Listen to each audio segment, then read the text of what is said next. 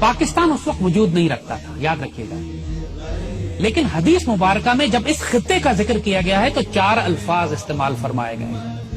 سیدی رسول اللہ نے لفظ ہند استعمال فرمایا ہے۔ سیدی رسول اللہ کی بڑی مشہور حدیث شریف ہے جس کا مفہوم ہے کہ میں عرب ہوں لیکن عرب مجھ میں سے نہیں، میں ہند میں سے نہیں ہوں لیکن ہند مجھ میں ہے۔ بڑی مشہور ماشاءاللہ خوبصورت ترین حدیث ہے۔ پھر ایک حدیث ہے کہ آپ نے فرمایا کہ مجھے ہند کی طرف سے ٹھنڈی ہوا آتی ہے، جس پر اقبال کا مشہور شعر ہے جیسے میرے عرب کو آئی ٹھنڈی ہوا جہاں سے، میرا وطن وہی ہے، میرا وطن وہی ہے۔ تو ہند کی ایک اصطلاح ہے جو سیدی رسول اللہ استعمال فرماتے رہے، غزوہ ہند آپ نے استعمال فرمائی ہے۔ دوسری اصطلاح جو آپ نے اس خطے کے لیے استعمال فرمائی ہے وہ سندھ ہے۔ ایک حدیث شریف ہے جس میں آپ نے فرمایا کہ میری فوج کے لشکر سندھ اور ہند پر حملے کریں گے۔ تو سندھ، محمد بن قاسم آپ کو یاد ہے وہ سندھ پر آئے تھے، اور اس وقت سندھ تقریباً آدھا پاکستان تھا۔ محمد بن قاسم ملتان تک تشریف لائے تھے اور یہ علاقہ آپ نے فتح کیا تھا۔ پھر جو لفظ آپ نے اس خطے کے لیے استعمال کیا ہے وہ مشرق ہے، جنرلی ایسٹ، مشرق کی جانب سے۔ وہاں مشرق سے آپ نے فرمایا کہ مسلمان لشکر بھی اٹھیں گے جن میں امام مہدی ہوں گے، اور آپ نے یہ بھی فرمایا کہ خوارج کا فتنہ بھی یہیں سے اٹھے گا، اور آج آپ دیکھتے ہیں کہ خوارج کا فتنہ اسی علاقے سے اٹھا ہوا ہے، پاک فوج اس کو سرکوبی کر رہی ہے۔ پھر آپ نے لفظ استعمال فرمایا خراسان کا۔ خراسان میں بھی جو حدیث مبارکہ ہیں آپ نے اس میں جو لفظ استعمال فرمایا قبلہ خراسان یا قبل خراسان، جس کو جو مرضی اعراب لگا لیں آپ، اعراب پہ اگر آپ اختلاف کرتے ہیں، یعنی خراسان سے پہلے یا خراسان کی جانب، یہ دونوں لفظ استعمال ہوئے ہیں۔ اور ایک آدھ حدیث میں خراسان کا لفظ بھی استعمال ہوا ہے، جو پاکستان کا شمالی حصہ ہے، بلوچستان سے لے کر پورا ہمارا فرنٹیئر ٹرائبل ایریا سے لے کے پورا ناردرن پاکستان، یہ بھی خراسان ہے۔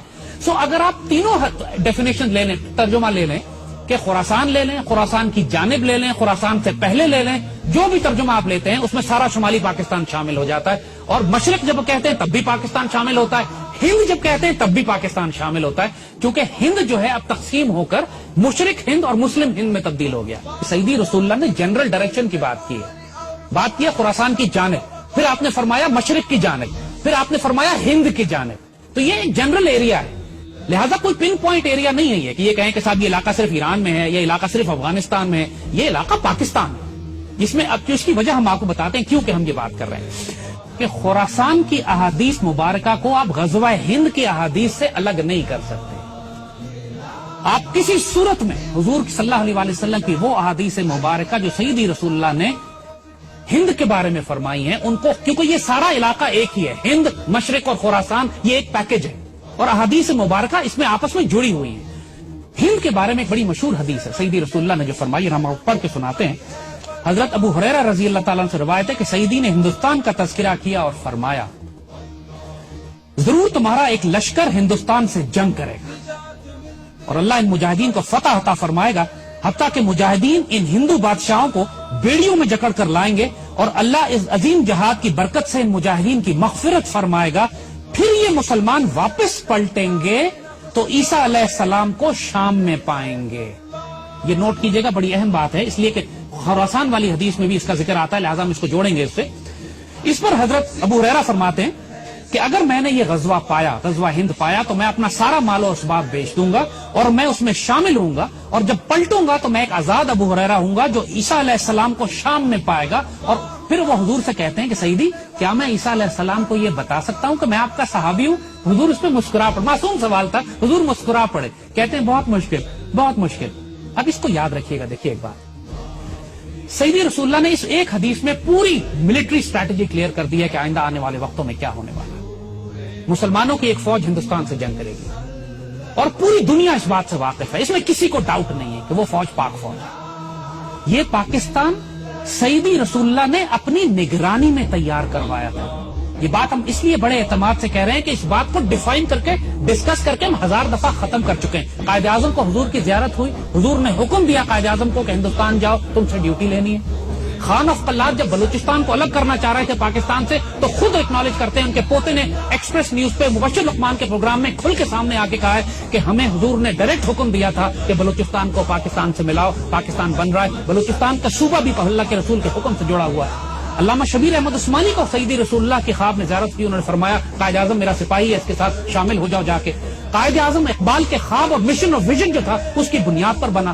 نعمت اللہ شاہ ولی نے آج سے 600 سال پہلے جب بشارتیں دی ہیں اس خطے کے حوالے سے تو انہوں نے مومنان غربی کا ذکر کیا ہے، مغربی پاکستان کے مسلمان جو ہیں وہ ہندوستان پر فاتحانہ غازیانہ قبضہ کریں گے۔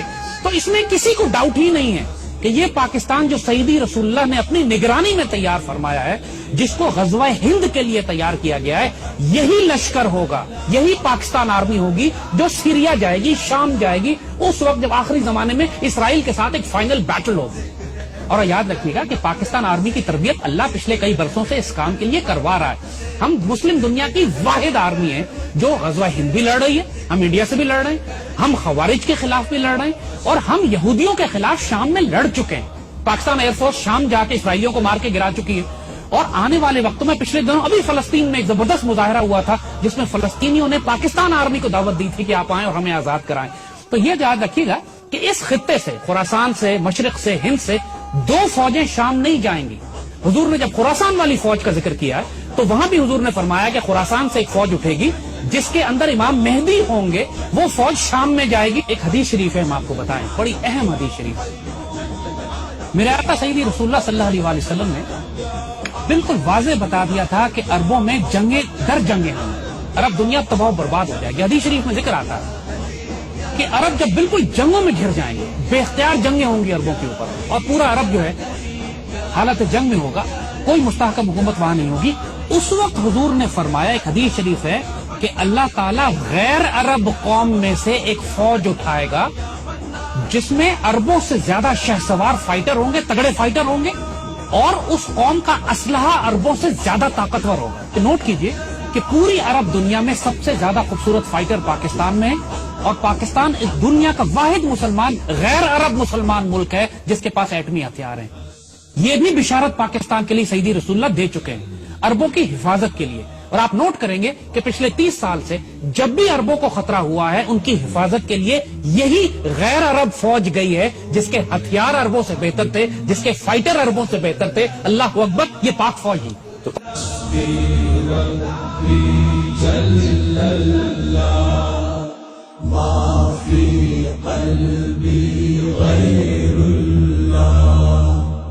نور محمد صلی اللہ حق لا الہ الا اللہ